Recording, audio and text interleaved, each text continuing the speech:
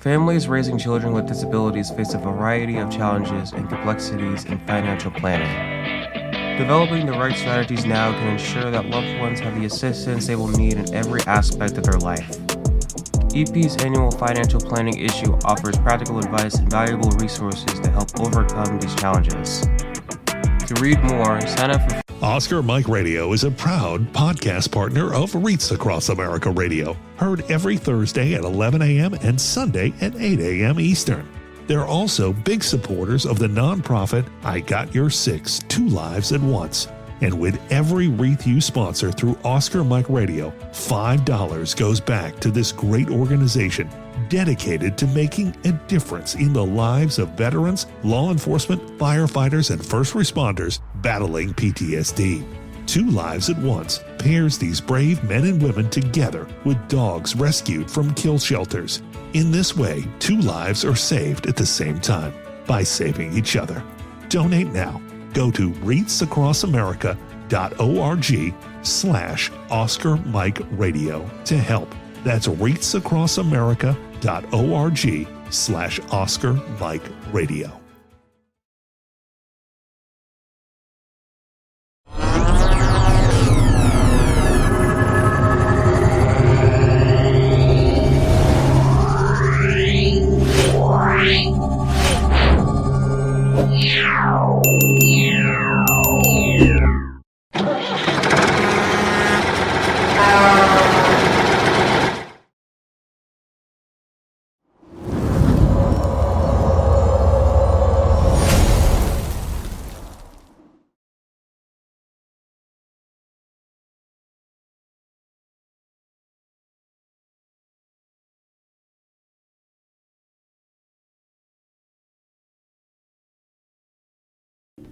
Suicide is preventable, and each of us has a role to play in suicide prevention.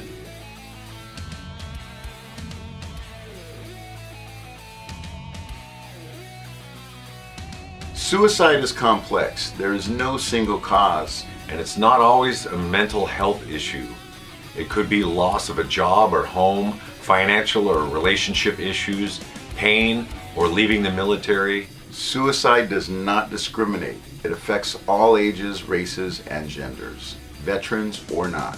If you know a veteran who is struggling, connect with them. Let them know help is available. There is quick and easy access to services in times of crisis. Dial 988, then press 1. Talking about it is okay. Don't keep it inside. Don't be ashamed. Don't wait. Reach out. Find resources at va.gov/reach.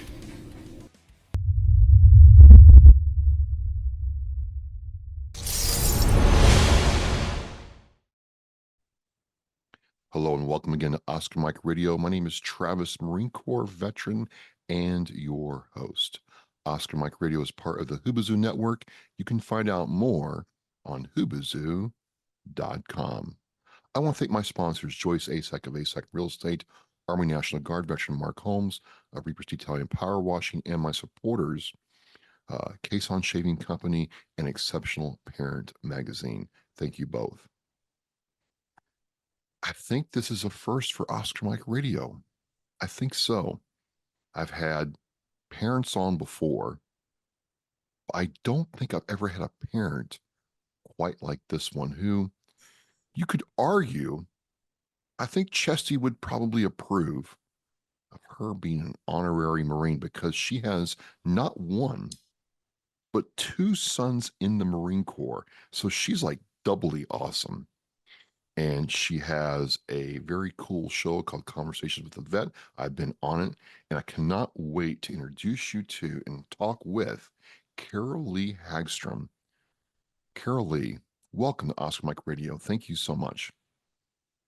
Well, hello, Travis. Thank you so much. I'm honored to be here. It's great. We're going to talk some parenting. We're going to talk some Marine Corps. We're going to talk some, experiences and all that good stuff. And then you got this show and I was on it. What a cool time that was. Thank you. It was fun. It was a lot of fun. Apart from me choking, it was great. You were laughing so much. You just couldn't contain yourself. I couldn't. And I'm still waiting for those socks, by the way. Well, I'm working on it. I'm working on it. We'll get into that. Absolutely. I'm glad you didn't forget. No, I'm a mom. I have a steel trap up here. Yeah. I mean, every time I think I can get one over on a mom, I'm reminded real quick. You remember, how did you remember that? You thought I was dying, right? Like, she'll just forget all about that now that the show's over. But so, I'm on her show. I had a great time. She's talking with me. She's digging into the gray matter that's Travis, and she starts coughing. And she has to go off screen. We're doing this, and she's like, "Well, what'd you think about when?" Well, I was doing all that, so I was thinking about the Oscar Mike Radio, like, supply drop gift pack. The Navy says you need water, socks, and Motrin, so I'd have like some fake Motrin, some OMR socks, and some branded water. And if I listen to what's not being said, she's telling me to get after it. That's right. So Oh, anyway, you're here now. You're on the other side of the microphone. Like, I'm talking to you now. I And know. how do you feel about that? It's different. I almost feel like I have to watch my P's and Q's because it's not my show and I don't want to embarrass you.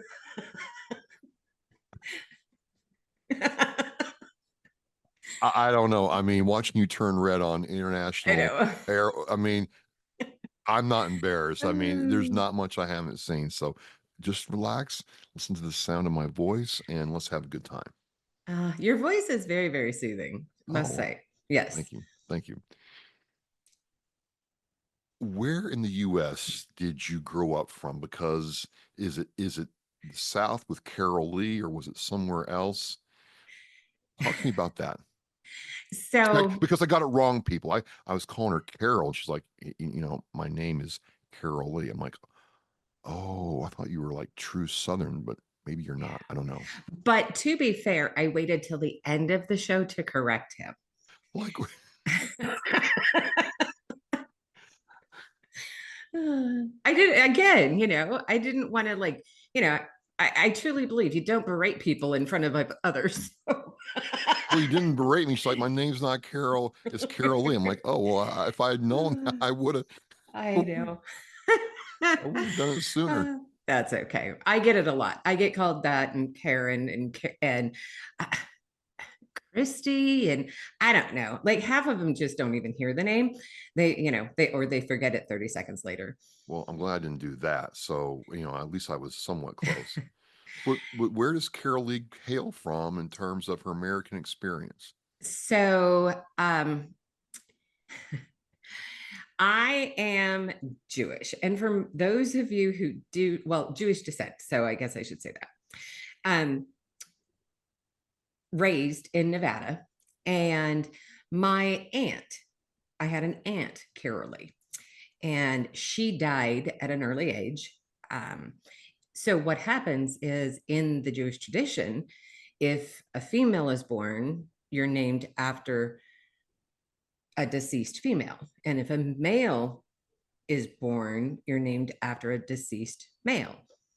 So you could have the same name in several generations because if I can't even think of any names off the top of my head, but let's say Leonard, and then Leonard dies, and then the next male that's born gets named Leonard, and then that Leonard dies. Well, the next born name, you see, so yeah, it's quite interesting. So, but yes, so that's I don't recall that being in the Bible, Carolee. well, we got to go back into the old. Oh, okay. I don't know that it is in the Bible, truthfully. I don't recall, but okay. I think it's just tradition, right? Like Fiddler on the Roof kind of Oh, thing. yes. Okay. Yeah, I was saying the same thing. Like, it's tradition. Yes, that's exactly right. Okay. And you have to respect tradition.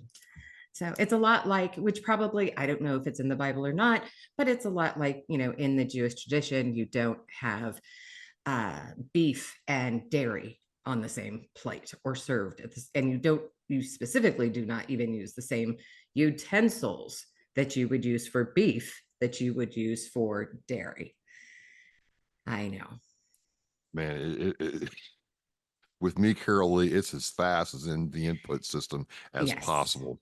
Yes. Eat it now, taste it later. I don't care how it gets there. Right. It all comes out the same. But I sure am not Orthodox. I'm really not a religious individual. Just I say that I am Jewish because really that's where the name came from. Yeah. My Jewish aunt, and yeah, so she had postpartum depression after her child was born, and unfortunately, she ended up when she was around 30 or something, I think, drowning in the bathtub. Yeah. You're carrying it on into your own journey into motherhood. And, you know, I've watched my children come into the world, which was a very I've never forgotten. And all three were different. There were three very different deliveries and births. And it's just a really intense feeling, like this thing, this mass of flesh that's kind of just sitting there right now, becomes this person. And, I start there for a reason, and we're going to get into it later, but, we hold these babies and then we watch them grow up. I mean, what was it like? And then as a bonus, you're a boy mom. Yeah. Whoa. Yay. Yes, I am. 100. Even the dogs are boys. Outnumbered, fully outnumbered. 100%. One of the reason I say that is because my brother has daughters. And one time, they came up to me and said, Uncle Travis, we want you to tell us how you feel. Like, what is this? We grunt at each other. Like, my sons can grunt their, Domino's order to me, and I fully understand. It's really kind of weird, but it works. Whereas it seems like daughters really want to get into the nitty gritty and the drama and tell you what's going on. And I'm like, man, I'm not used to that. So Yes. you had boys for sons, boys for pets. You're married to a dude, obviously. I mean, you're solo. I mean, do you ever feel like I need to be around other women just to feel I normal? so do. I so do. But I have a story Okay. to go along with this. So, um, back in my early years, I was told by doctors I would never be able to have children. And I was married once before. After that divorce, I dated, had a fiance, all that stuff, and never once got pregnant. Was told again I would never be able to have kids. So when I met my husband, we had that conversation. After dating for a little bit, and it was like, he made comment about children, and I said, well, I hate to burst your bubble, but I was told I can't ever have children, and he was fine with that. He's like, we can adopt, and I was like, excellent. Yeah, 3 months later, I was pregnant. I hear that happens.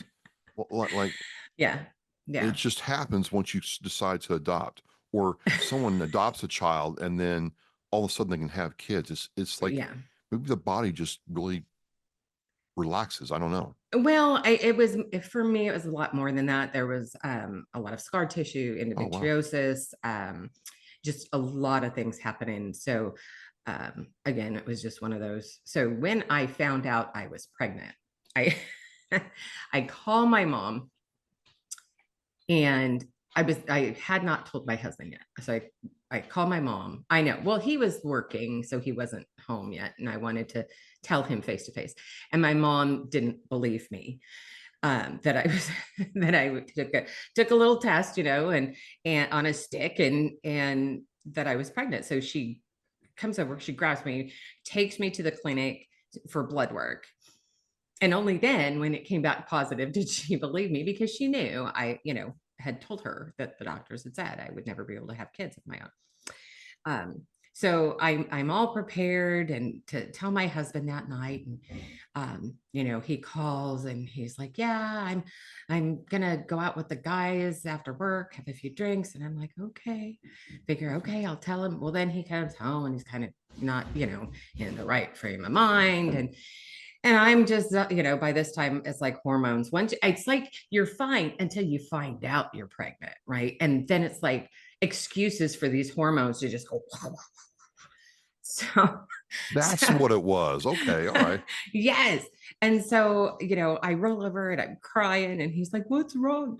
And I'm like, nothing. He's like, no, something's wrong. What's wrong? I was going to tell you I was pregnant. But I mean, it just, oh yeah, it was horrible. So anyway, he actually was born, he was born a week late. And the interesting thing, they do this APGAR test for babies. And, that's for those of your listeners who aren't familiar with what that is, they're checking the color of their skin and, their reflexes and heart rate and so on and so forth. And this whole thing initially, I don't do needles well at all, like at all. And Preach, sister, preach. oh, I hate them. And when I first went in, after I'd found out I was pregnant, and I wanted to make sure, because of the Jewish descent, that I did not have a specific gene. And so because that gene, it's possible too that my husband's family might have some Jewish heritage as well. And if he carries that gene and I carry that gene, our child would end up with what's called Tay-Sachs. Wow. And they would not live past the age. I think the longest living ever was 5 years, but primarily they pass within the first year. And it's excruciating pain for them. So anyway, well, I'm sitting there and another lady comes in, she sits down in another chair waiting for the technician. This technician goes to draw blood and she hits a nerve. And my husband at that time, we're not married just yet, but he's holding my right hand and she's taking blood out of my left arm. And she hit that nerve and I come up like this. And thankfully he had my hand and kept me from punching her. But I screamed and the lady who came in and sat down got up and walked out. How do you hit a nerve, Carolee? I apparently have a nerve that runs right over the top of my vein here on my left arm. I'm out. Yeah. It was horrible. But anyway, I digress. So I go in, we live at that point, we lived like 50 miles away from the hospital. So we went to the hospital and we were going to stay overnight at the hospital and be induced the following morning. And that night I go into labor. So here comes the delivery nurse. She's been doing this for eons and she's puts this IV in my arm. And every time I move, it's like digging into me. And she's like, and so then she's put it in my hand, right? So every time I go to move, it's like, again, digs into my hand. And I'm like, this hurts. And I had told her, if I ask for drugs, I want you to wait 10 minutes before you go get them. Because I prefer not to have drugs when I have this kid. That's the preference. Okay. And at least then if she goes to get it, odds are the kid would be born. So anyway, she tells me, well, I've been doing this for so long. And the way you are with needles, I just don't see this happening. Me going without drugs. And it pissed me off. I don't know how else to put it. So here comes this kid. And he was already halfway out and I'm like, I need drugs.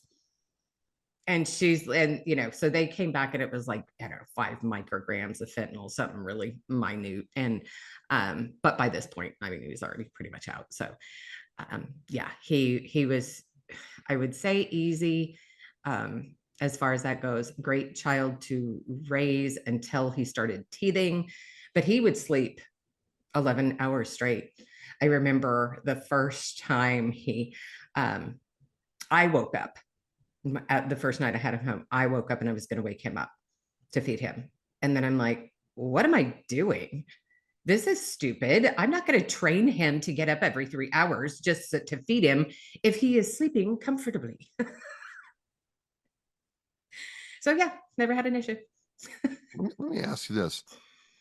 It's my understanding that a lot of women, once the baby is out or they hold the baby for the first time, all the pain, suffering goes away. It's Yes. almost like you all forget it. That's really true. Yes. And I think it's actually a human response. Oh, It's not something specific to just women. You think of the most hurtful thing that has ever happened in your lifetime, as far as physical pain, right? You think it was painful, but can you actually still feel it? no. Exactly. So we know it was painful because I remember I was screaming and, and at that stage, um, my mom had driven all the way to the hospital, but she gets a call. It's like 3 o'clock in the morning, and she had was staying at my brother's house there, near the hospital, and so she gets this call at 3 o'clock in the morning. So she gets there, and I was like, "You look really tired, Mom." And she goes, "Yeah, I took half a sleeping pill, and then you called." So she's like up by my head. She's about ready to pass out. And I'm like, "Please have her go sit down and put her head between her knees." She's going to faint.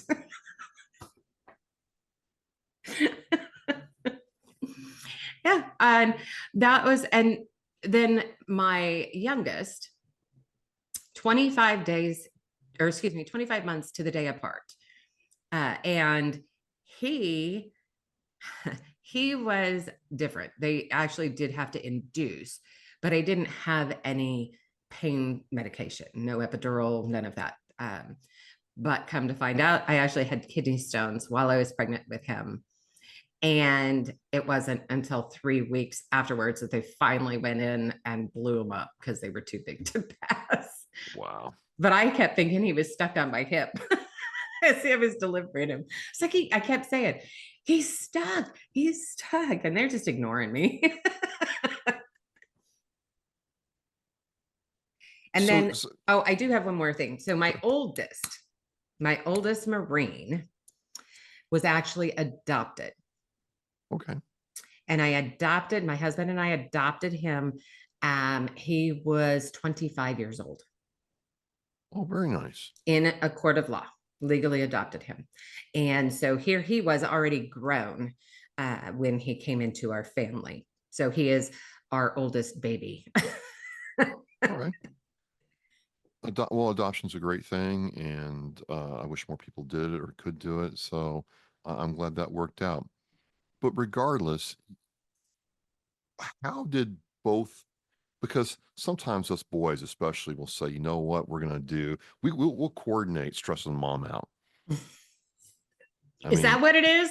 yeah. Because they do a good job up there, let me tell you. We might fight like cats and dogs, but when it's time to, figure out how we're going to get one over on mom, we will come together, right? And it just smells like that maybe, one of them got the idea, talked about with the other one, and like, you know what? We'll both do it. Because, mom will be fine, right? We'll both be gone. What was that like when you got told that, yeah, mom joined the Marine Corps, mom?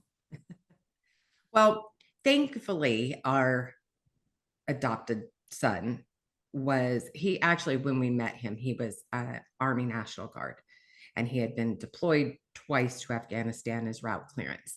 And then he was home on leave, and he happened to come over with a friend to our house. And that's how we met him. And we stayed up all night till 6 in the morning talking, and just loved him, loved his personality. And we all had to, so my husband and I, we both had to go to work that morning. So anyway, he did a great job in that regard. And then he decided, while he was home for leave, he was actually going to go and transfer into the Marine Corps. Oh, wow. Yes. So we had him already starting to go through, of course, he had to go through boot camp. And as my middle son is getting older, he actually had wanted to be a Navy SEAL. That was his goal in life. And what had happened was, especially after seeing, the movie and everything about Chris Kyle, but what happened was, it was his senior year, my middle son's senior year, and the Marine Corps happened to be at a football game that we were at. Well, just prior to that was in what 2020, August of 2021, would have been the 13 men and women service members that died in Abbey Gate in Kabul, Afghanistan. That was our oldest Marines unit. And so he actually was with the 2-1 unit out of Camp Pendleton in California. And he'd been married for about 3 months, found out that his wife had stage 4 cancer. So he had the opportunity to either stay home with her or deploy with his unit. So of course he stayed. And then they got detoured. They were on their way to Japan, or they were in Japan, but detoured at some point there to Kabul. And when he heard the news, he was broken, because he had served with, he had trained with, or trained, literally trained a lot of these people. And so at that point, when our middle son had seen the Marines at the football game, he had told them, I do want to go into the Navy. So the recruiter said, well, come down to the office and we'll get the Navy recruiter over here. So he's like, okay. So next day or two, he goes over there, and the Marine recruiter calls 2 doors down or 1 door down and says, hey, we've got somebody here who wants, to join the Navy. And the guy says, I don't have time to talk to him. And that was the end of that. So my son's like, okay, I guess I'm going Marine Corps. And that's where he went. But still, it hits different, right? I mean, it does. You go through childbirth, feeling them sleep on you, and it's a really comforting thing, right? And their first steps, they're crawling, walking, the first words they say, all that stuff. I'm sure you remember the first time they got in trouble, or right. You remember all that stuff, and then all of a sudden it's like, hey, mom, I'm going to be a Marine, and it can't be. Maybe you were proud, maybe you weren't, but there has to be some like, wait a minute, this is not what I forecast. Like, how do moms process that? It's never easy. Here's the thing I'm going to tell you, and you're going to think this crazy, but my grandmother we had moved her, my husband and I, to Montana, and for better life, etc. Anyway, we're sitting around the table one day, and she's very into astronomy and Mercury and retrograde and so on and so forth. And she said that she had been reading some article, and that the generation that I've just birthed, right, are what they call the warrior generation, and that there will be a major war, and that those children, my children, will be in this war, and that they will, when the war ends, we will have 100-year peace. Now, my kids are very little at that time, and I really did have a hard time with that. But I was able to have my oldest Marine that I'd adopted, seeing how he was dealing with it. And, he'd seen his own share of things in Afghanistan the first go round when he was deployed with the Army National Guard. And he just, he was there. I knew that he would be there for his older little brother, right? I don't even know how to put that, but so I was very proud of him deciding to join the military. And then I kind of felt like the oldest would watch out for the other once he was in. So, and as it turned out, he did. But yeah, it's really disconcerting though, because when they're first born, here we are primarily in, a time of peace. So, you just didn't hear much happening out there. So yeah, there were deployments, but, things like Japan and so on. I mean, pretty easy, where they're just training. So, but yeah, it's a difficult thing, because you worry, especially when you don't hear from them. And being boys, it's a lot of, yeah, well, I'll be out of pocket for about a week, and then I'll call you when I get back. And I'm like, great. So I'm like checking off the days on the calendar, and a week passes, and then a week and a half passes, and you're like, something's happened. That mom mind is like, what is happening? Why? Something had to have happened. He is somewhere, he is injured. He is laid up. I don't know what, don't know what's going on, but our mind just goes to the worst scenarios ever. And yeah, I was one of those helicopter parents, just so you know. But I've seen a lot in my life, so I think that doesn't help any. Are they both serving now? They are both separated from the Marine Corps now. Okay. Actually, both of them this year. So the oldest was, I think, total service, I think he had around 16 years in. And then the middle son, middle Marine, youngest Marine, I guess, he had just hit 2 years of service. Unfortunately, he was stuck in medical right after he graduated boot camp and was in holding for MCT. So, or I don't know, what's the other one? It's Marine Combat Training. Well, Yeah, it's a crucible now. It's a crucible. Yeah, now. so he got his Eagle Globe and Anchor, so he made it to a Marine. He just hadn't hit the fleet. He was in holding, waiting for that combat training because he went 0311. And that was the other thing too, is his ASVAB was really high. And he says, I want to go infantry.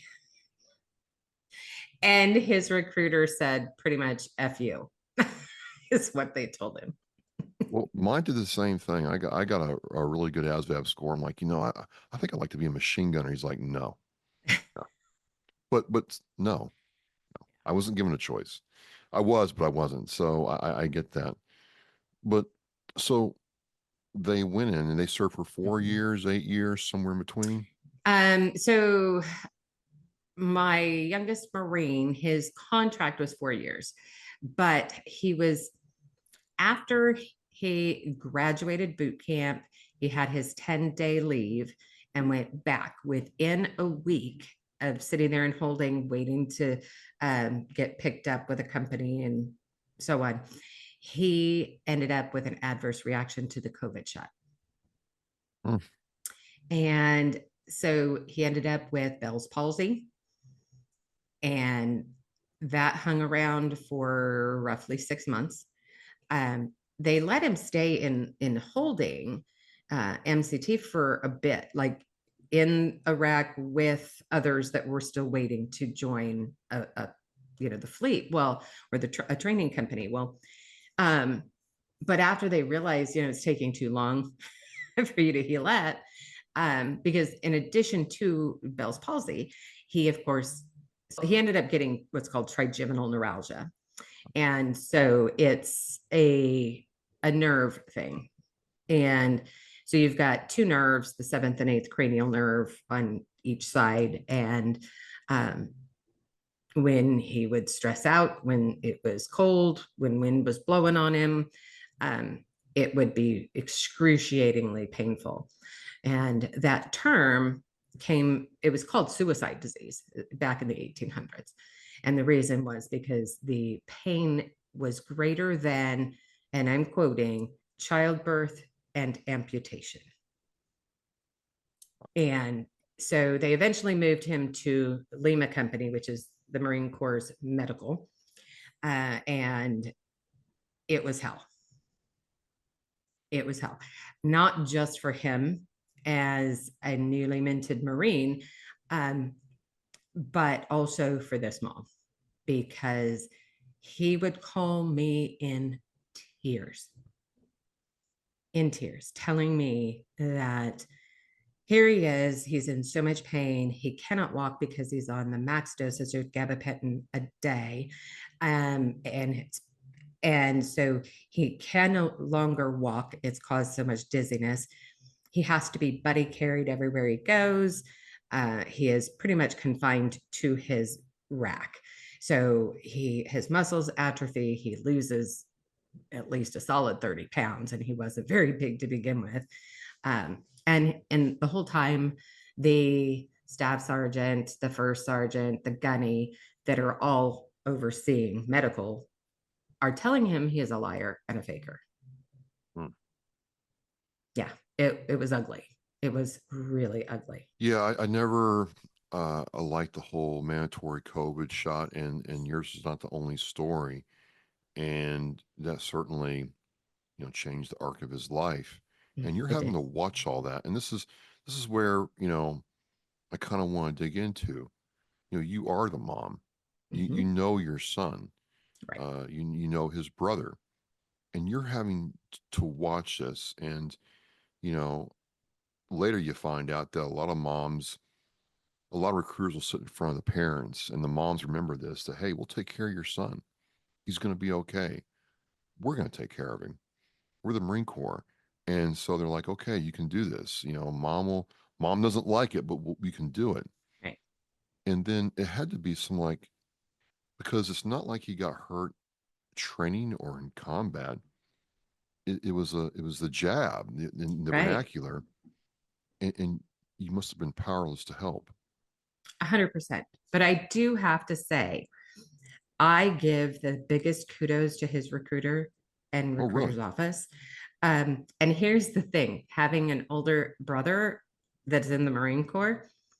So the deal was, when we got to the recruiter's office so that the recruiters could talk to the parents, the older Marine wanted to be on a phone call. He wanted to hear everything because he's like, I don't want you getting screwed. So what he told him. So he didn't care that it was a gunny sitting across from us having this conversation. And here he is, a sergeant. I mean, it was just, or no, I don't even think at that point he was a sergeant. I can't even remember. I think he was Still lower a than that, corporal. maybe. And he was just, I mean, he did not mince words. And he's like, and then we get off the phone, and he says, he calls us and he says, yeah, the guy's legit. So, and then once our youngest Marine was in the medical, they would still call him and talk to him and check on him and make sure he was okay mentally and physically. And although there wasn't much they could do, they'd give advice here and there, right? Things about mast and so on and so forth. So that helped. And they were there for us. They were there for me because I would talk to them a lot. And just because they every so often they would call us and say, hey, haven't heard from Grant. I sent him a message however long ago and I hadn't heard back. How's he doing? So it was a lot of that. They would check in and we'd tell them what's going on or whatever. But they always felt, and they have said this to my face, that they are, in their minds, once they get that EGA, whether they hit the fleet or not, they are still a Marine. Oh yeah, I would agree with that. And people have asked that before.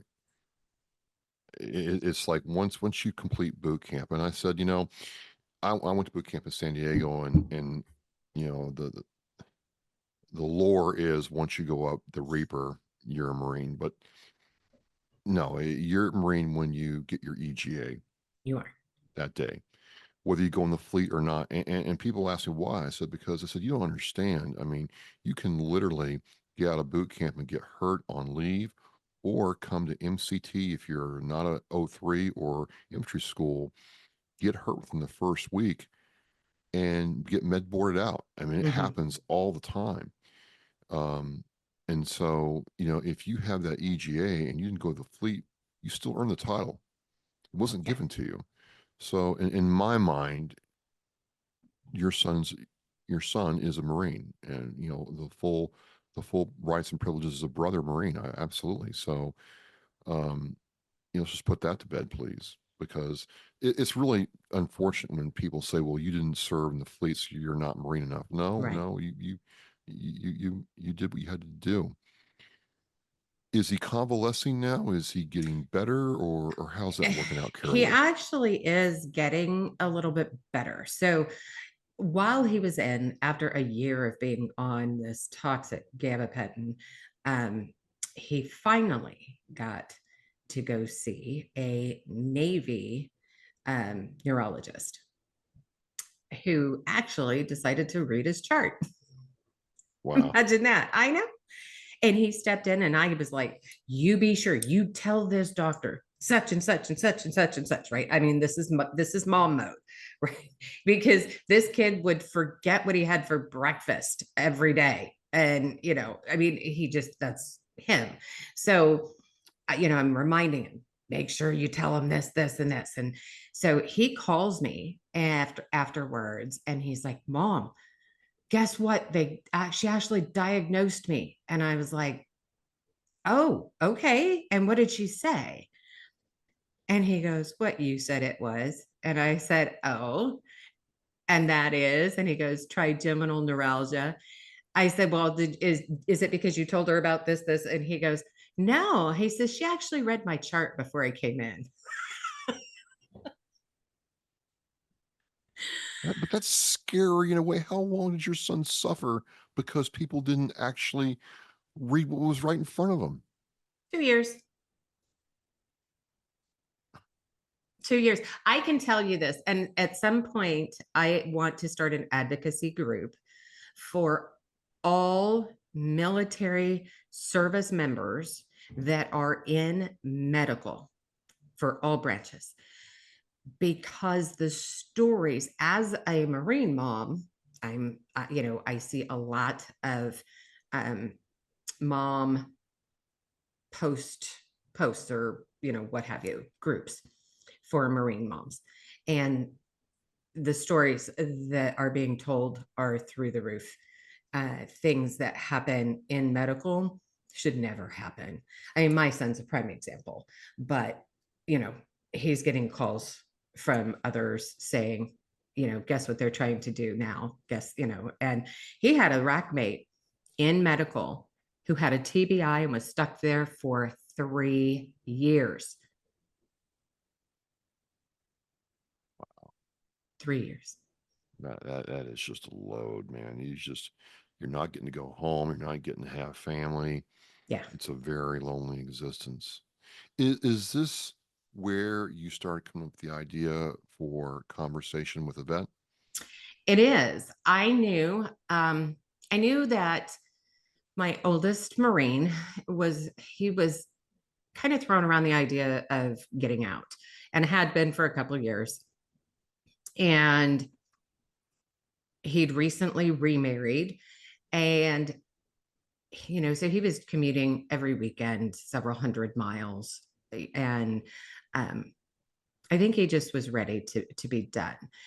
And I knew, I've heard some of the stories that he told about being in Afghanistan, friends that he'd lost, things that he'd seen, and then how he felt the Marine Corps was kind of, I don't know, the whole idea with his little brother, how all these checks and balances that he kept saying, Mom, you got to understand there's checks and balances, he'll be taken care of. It's going to be okay. And so on and so forth. And he found himself eating his words and he was so upset. And I think that was part of it.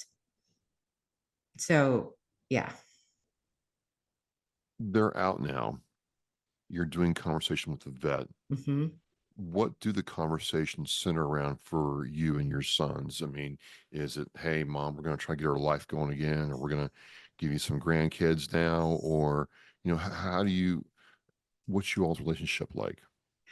We have a good relationship. As Yeah. with any boys, though, our oldest, as I said, is remarried. He lives in another state. And he, it's one of those, I have to initiate the phone calls because he's a guy. Yeah. Yeah. And then I have my youngest Marine, a middle son, and then my youngest son, who actually did consider going into the Marine Corps, but then realized very quickly he was not adept at all that physical exercise. His words, just so you know. But the goal was, with Conversations with a Vet, was to help put in place for them some resources, because I knew, as again, that helicopter parent, I wanted to make sure that there were resources available when they were going to need them. And within a month after my oldest got out, he needed those resources. And of course, then all of the network, the veteran network that I've created for them, without a doubt, I know I can call you, Travis, and you would say, and I'd say, hey, my son needs another Marine to talk to, and here's his number, and you'd do it in a heartbeat, right? For sure. I mean, For sure. and it's finding those connections for them, and if and whenever they need them. But more importantly, it's not just for my boys, but that was the primary purpose, was to find those resources that they could use, and no matter where they went. But it's evolved, of course, into finding resources for veterans as a whole, and hearing from other veterans who have, how have they managed to get past what they believe are the limitations, so, and how are they doing, so that's made the difference. How have you liked, you said that because of building your network and talking and conversation with a vet, is you have a list of people who you consider solid. How has conversation with a vet allowed you to have those conversations, Carolee? I think the best thing for me is I generally will ask a veteran at the end of the show if they could refer to my channel to veterans that they know of who would be willing to come on the show. And I do that simply because I don't want to have somebody claim that they're a veteran only to find out later that they really weren't. So, it just makes it easier that way. We don't have any stolen valor. But I think veterans, as you know, they respond better hearing from other veterans. They're hearing from their peers, and that's true for my boys. So, Do you ever have any mothers reach out to you, or some of their friends say, hey, my mom has this conversation, around conversation with a vet, talk to her? Have you ever talked to any moms?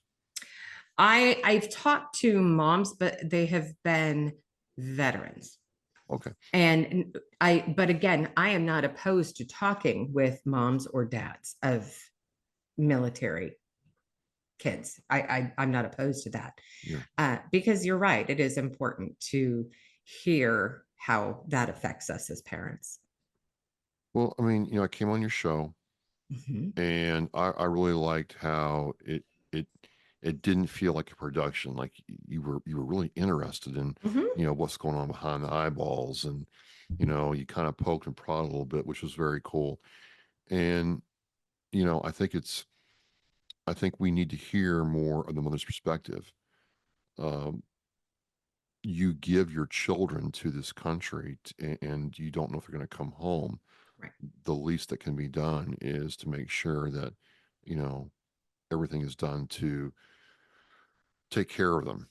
And Right. it sounds like the ball was dropped, and not just for you. I've read horror stories from other service members who didn't want the vaccine, Right. and had to make a very tough choice, and they wound up in a very difficult position. As you grow conversation with a vet, do you have any idea where you're going to go with it, or is it just building relationships with people to help other people? I'd love to say I have all the answers and have a vision for that, right? To grow. I think the biggest thing for me is helping veterans find resources and networks, because like our conversation, right? You had to find a means, something to motivate you to get you out of the house. And the same is true for millions of veterans. It is, they like to think that they're just the lonesome. Nobody understands what they're thinking. I'm a very empathetic individual, and I can tell you what you're feeling before you even open your mouth. That's the kind of individual I am. I can see it in your facial expressions and your eyes and the way that your lips are either drawn up or down, whether you make eye contact or you don't. I am one of those types of people. So I feel it. I know that sounds crazy, but I've had to understand, all of that non-verbal communication at a very young age. So, Well, I mean, we're guys. A lot of us in the yeah, military are yeah, guys, and like I alluded to, you know, it's not our default mode to talk about our stuff a whole lot. right. And we can go months without talking to our buddy, and then pick up the phone and you know Mhm. talk for 5-10 minutes and be just fine. It's different for us. Right. And then it's did it ever drive you crazy that we don't ask for help? It's just not in our DNA either. Yes. Yes. It absolutely, it really does. Because, if you think about it, you're lost, right? Oh, I'll figure it out. I'll just drive around for 20 minutes. I'll eventually figure it out. But yet you could spend 30 seconds to go ask for directions with the cashier inside the gas station and be on your way and there 30 minutes earlier. It's hard. It's hard, Carolee. It is hard to ask for help, um, because we want to think we have all the answers. I don't know if it's that, because I don't even. It's just that whole because if I ask, it means I got a problem, and I hate thinking that I got problems. Yeah. It's more of a pride thing with me. I'm just being candid Okay. with you. No, that's fair. That's fair. It's like I should know what to do and how to do it, and I failed, and that's completely wrong. But that's where I come from with a lot of this stuff. But if you can learn from your mistake, then you haven't failed. I'm getting better at that. It's taken a while, but Yeah. I'm getting better at that. I So am here for you every step of the way, because I truly believe that if, it's when you don't learn and you keep making the same mistake over and over again, obviously those are the ones you want to hit upside the head. It's the, it's the ones that actually learn from it. Then you're on the right path. yeah, yeah. Um, we've just scratched the surface of what the whole relationship between mother, son, Marine Corps, mother and Marine Corps is. So I think I'll be having you come back on maybe for Mother's Day in Oh, I'd 2020. love that. Yeah, yeah, Yeah. yeah. How can people connect with Conversation with the Vet and what you do, Carolee? So you can actually go to, you can send me an email, conversationswithavet@gmail.com. Okay. Or you certainly can give me, well, I guess give me a call, but I think we'll hold off on the number for now. But the, Yeah. the email, I respond to that immediately. It pops right up on my phone. You can also go to YouTube, which is where the channel is at. And it's actually Conversations with a Vet dash TT8JB. And I know, kind of weird.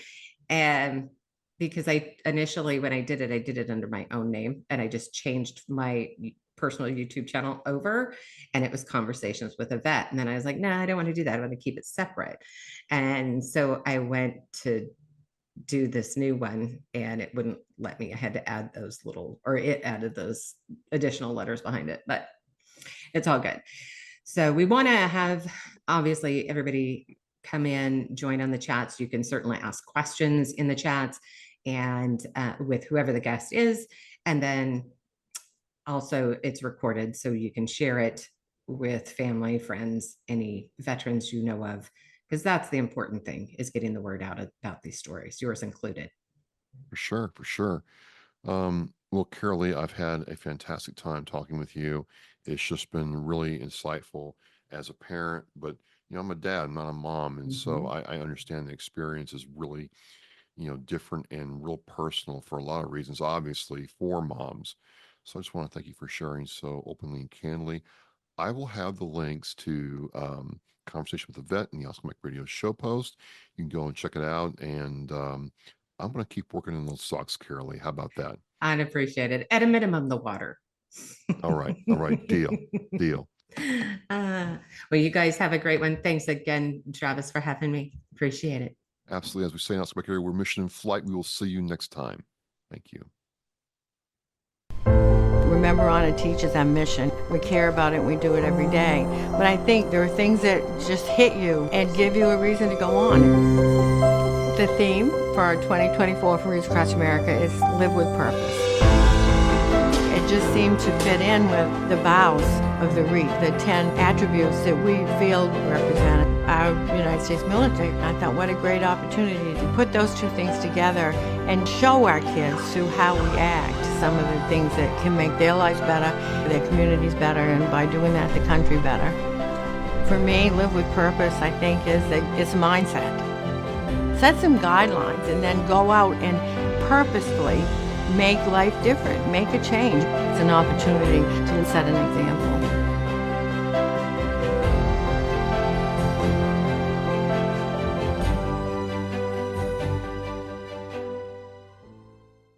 Thank you for listening and watching Oscar Mike Radio, where our active duty service members and veterans are in action and the mission is in flight. Oscar Mike Radio is an oversized load Co-Sinister One production. If you are a veteran or know a veteran who needs help, please dial 988 and press 1 for the Veterans Crisis Line.